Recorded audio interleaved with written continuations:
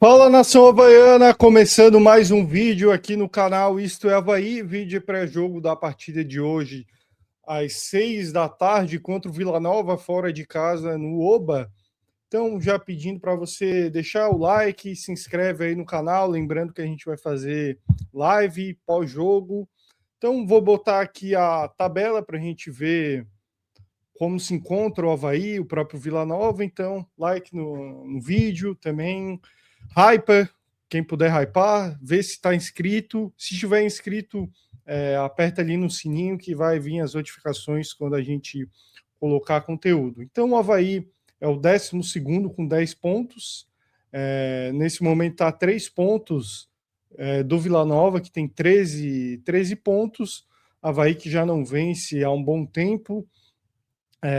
6 jogos sem vencer pela Série B, né? O Havaí venceu na Copa Sul-Sudeste, está a 2 pontos aí da zona de rebaixamento e no momento a 3 da zona de classificação do G6 da competição. Então o Havaí está mais próximo do Z4 que do G4, então precisa retomar o caminho aí das vitórias, porque se perder hoje pode ser que aconteça de começar a brigar realmente para não ser rebaixado ou até entrar no Z4, coisa que a gente não quer. Então, os jogadores do Havaí falam muito e o próprio treinador em objetivo ser acesso. Então, se ainda querem acesso, tem que vencer. Claro, começo de competição, mas não dá para entrar nessa turma lá de baixo. E agora já botei o campinho aqui na tela para a gente falar do provável time do Havaí para esse confronto contra o Vila Nova. O provável time do Havaí com Léo Aragão no gol, o Olisson na lateral direita, Simples e Aquino na zaga, DG na lateral esquerda, Zé Ricardo, Luiz Henrique de volantes, aí meio campo com Penha, Telo de um lado, Jean Lucas do outro e Bilu de centroavante, ali falso 9. Provável time do Globo Esporte. A gente vê 2 desfalques aí bem sentidos, o Baldini tomou o 3º cartão e o Alisson está lesionado, então o Havaí não conta os seus 2 zagueiros titulares, né, para esse confronto contra o Vila Nova. Então, para mim, são 2 grandes desfalques. O Havaí já tem problemas defensivos, já é um time que toma bastante gols. Então, tu ter que jogar com a dupla de zaga reserva fora de casa contra um time que está no G6 é bem preocupante, né? Ainda mais que beleza, o Aquino até fez alguns jogos bons, outros ruins, é um cara que está oscilando, né? Mas o Simples realmente até agora não mostrou para que veio no Havaí, não se firmou tanto de lateral como de zagueiro. Então é duro, né? Essa dupla de zaga. Espero que eles façam um bom jogo, ainda mais pela questão que eles não estão com aquele ritmo de jogo. O Aquino até está jogando mais. O Simples, quando jogou na Série B, jogou de lateral e foi mal contra o Atlético Goianiense. Então, nunca jogaram junto, enfim, é complicado essa dupla de zaga. Lembrando que além deles, do Baldini suspenso e do Alisson lesionado, tem o João Maestro, que está machucado, o Jefferson Maciel também, estão 2 zagueiros, o Nicolas Cabral também e o Wenderson. Então, vários jogadores aí no departamento médico. Cara, o que eu acho desse provável time? Você pode até comentar, além da questão da dupla de zaga, que é preocupante, mas não tem o que fazer, né? Eu tiraria o Jean Lucas do time e botaria o Sorriso, mas por que disso?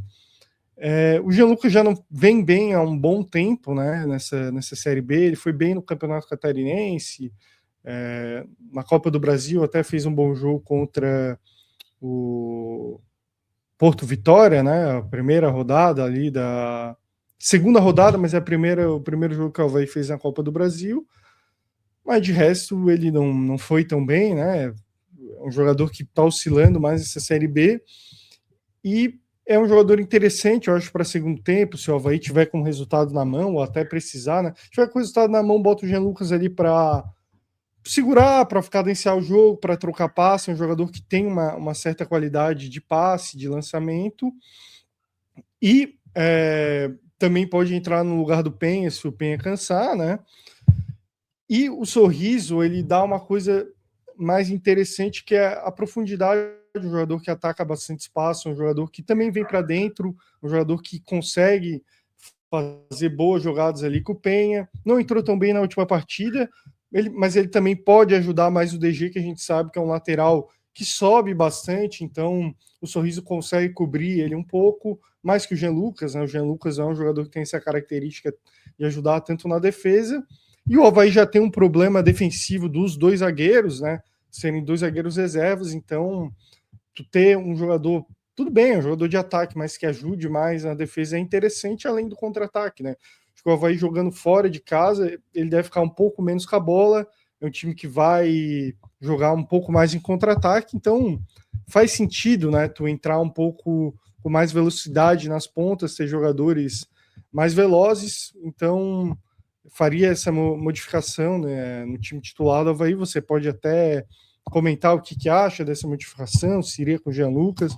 Eu já falei até no outro jogo, né, dessa modificação, e teve alguns comentários, não, ia com o Jean Lucas, outros que não, mas você pode comentar aí sua opinião sobre essa modificação do time, mas seriam essas a princípio, a minha única modificação no time, mas segundo aí o Globo Esporte, esse vai ser o time do Avaí. Como eu vou voltar a repetir aqui, Léo Aragão no gol, o Alisson na lateral direita, simples aqui no dupla de zaga, DG lateral esquerda, meio campo com Zé Ricardo, Luiz Henrique Penha, dois mais abertos, Jean Lucas e Taylor, e Bilu de falso 9. Gostei do Bilu, foi um bom jogador, gostei dele nessa posição e acho, por meritocracia, que ele deve continuar mesmo. Acho que o Wallace França pode ser uma alternativa para segundo tempo, e até melhor para jogos em casa, que o Avaí tende a ter mais a bola, não conseguir romper linha e jogar a bola na área. Interessante ter um jogador com a estatura dele. Agora vou falar um pouco mais do adversário do Avaí, né, o Vila Nova, o mandante. Como já botei a tabela anteriormente, o sexto colocado da competição, time treinado pelo um treinador conhecido, que conseguiu acesso no último ano com o Remo, o Guto Ferreira, um treinador com histórico na competição. Vou botar aqui o provável time do Vila Nova, segundo o Globo Esporte, com Elton Leite no gol, um bom goleiro, né? Elton Leite rodou bastante, jogou no Benfica, no Botafogo, Criciúma, enfim. Aí lateral direito, Rainer, que também jogou no Santos, Série B, enfim. Aí dupla de zaga a gente conhece bem, dois ex-Avaí, né? O Thiago Pagnussá, que jogou em 2024, e o Anderson Jesus, que estava ano passado. Então, considera uma boa dupla de zaga, uma dupla de zaga um pouco mais pesada, mas para a Série B são jogadores bons, né? Aí lateral esquerdo, o Igor, dupla de volantes, o Dudu, que é reserva desse time, né? O João Vieira a gente pode ver que está machucado. Dudu e o William Maranhão, ex-Avaí, né? O William Maranhão não é um grande jogador, mas é um volante mais volante mesmo. Aí o camisa 10, Marquinhos Gabriel, que a gente conhece bem, duas passagens pelo Avaí, 2011 e 2025. Ano passado foi campeão catarinense. Trio de ataque com Rian, Bruno Xavier e De La Torre. Então, além do João Vieira, que eu já falei, o Vila Nova tem desfalque o Janderson, suspenso, o Rafael Silva e o Emerson Urso. João Vieira e Janderson, dois titulares, né? O Janderson seria titular no lugar do Bruno Xavier e o João Vieira no lugar do Dudu ou do William Mariano, né? Ele pode jogar nas duas. O que eu acho desse time treinado pelo Guto Ferreira não é um grande time de futebol, mas eu acho que é um bom time para acontecer Série B, um começo bom de competição, né? Eles vêm de uma derrota na Série B, né? Eles perderam para o Goiás, né? Um clássico, então é uma derrota que dá para sentir bastante. Tiveram um jogo de meio de semana pela Copa Verde, né? Não é mais Copa Verde, Copa Centro-Oeste, perdão. E perderam nos pênaltis para o Anápolis, foram com o time misto, né? Time reserva, e perderam o jogo, né? Então pode ser uma derrota que desestabilize, né, o Vila Nova. Então já perdeu um clássico, a gente sabe como é que é perder um clássico. Aí perde para o Anápolis, não vem pressionado, né, o Vila Nova para jogar contra o Avaí. Desse time do Vila Nova, a gente pode destacar ali o Marquinhos Gabriel, tá bem lá, o próprio De La Torre, um centroavante, sabe fazer gol. Acho a dupla de zaga e o goleiro bons, então um time coerente, time que é o quarto time com mais posse de bola no campeonato, então por isso também que eu falei de botar o sorriso e explorar contra-ataque, né, pela questão que o Avaí não vai ter tanto a bola, pelo menos o que eu imagino nesse jogo, então contra-ataque, dá a bola para eles, faz um ferrolho ali um pouquinho mais atrás. Claro, não precisa ficar 100% só atrás, tomando pressão, mas eu acho que a tendência quando ela vai ter a bola, ter um pouco mais de objetividade, por isso ter dois pontas velozes, ter mais contra-ataque. Então, Marquinhos Gabriel, bom jogador, De La Torre, dupla de zaga, e os pontos ali, o Bruno Xavier foi bem no Ituano, jogou no Vitória depois, é um jogador que tem uma certa qualidade, mas não é um time impossível do Avaí vencer, apesar de a gente estar com dois desfalques muito importantes, né, a dupla de zaga titular. Então, eu acho que o caminho das pedras do Avaí passa por explorar contra-ataque e ser objetivo, jogar em cima dos laterais ali do Vila Nova. Agora, falar um pouco da arbitragem também desse jogo, a arbitragem trio mineiro, né? O árbitro é o André Luiz Schettino, Fernando Antunes, a primeira assistente, segundo assistente é o Samuel Soares Silva, todos de Minas, e o VAR é o Thiago Duarte Peixoto, esse de outra federação, é um paulista.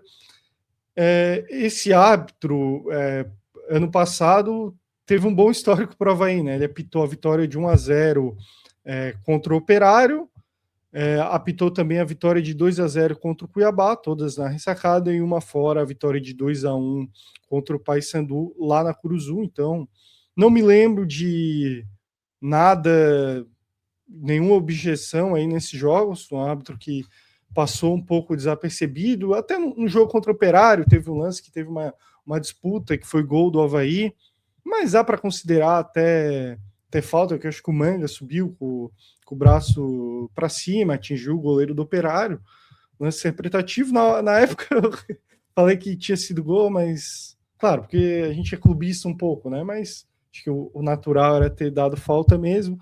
Os outros jogos ele até deu um pênalti para o Cuiabá, mas realmente foi pênalti. O jogador do Cuiabá, o Safira, se eu não me engano, perdeu o pênalti. De resto ali, não tem muito o que falar, uma arbitragem que passou desapercebida. Então, acho que é um bom árbitro para esse jogo. Espero que não queime a língua depois, mas árbitro a gente tem que elogiar aí no final, né? Quando acabar o jogo, a gente consegue ter uma opinião sobre o árbitro. Então, pessoal, agora chegou uma parte importante do vídeo. Deixa teu palpite aí de quanto vai dar o jogo do Avaí. Acho que o Avaí precisa vencer para retomar a confiança. Já é o sexto jogo aí sem vitória. É uma partida difícil, acho, principalmente pelos desfalques da dupla de zaga. Acho que o Avaí é azarão para essa partida. Mas vamos lá, ser confiante, palpite de 2-1 para o Avaí. Acho difícil não tomar um gol com esse problema na defesa que a gente está. Então, Avaí de virada, né? Relembrando a vitória de 2-1, a última, contra o Vila Nova como visitante. 2016 a gente venceu 2-1, gols do William e do Tatá. Então, 2-1 para o Avaí, gol do Bilu e outro do Daniel Penha, 2-1 para o Avaí. Deixe seu palpite, deixe seu like. Lembrando que a gente vai fazer live de pós-jogo. É isso aí, brigadão pela audiência. Espero que você tenha gostado desse vídeo. Comenta aí o que achou da análise, palpite, enfim. Valeu.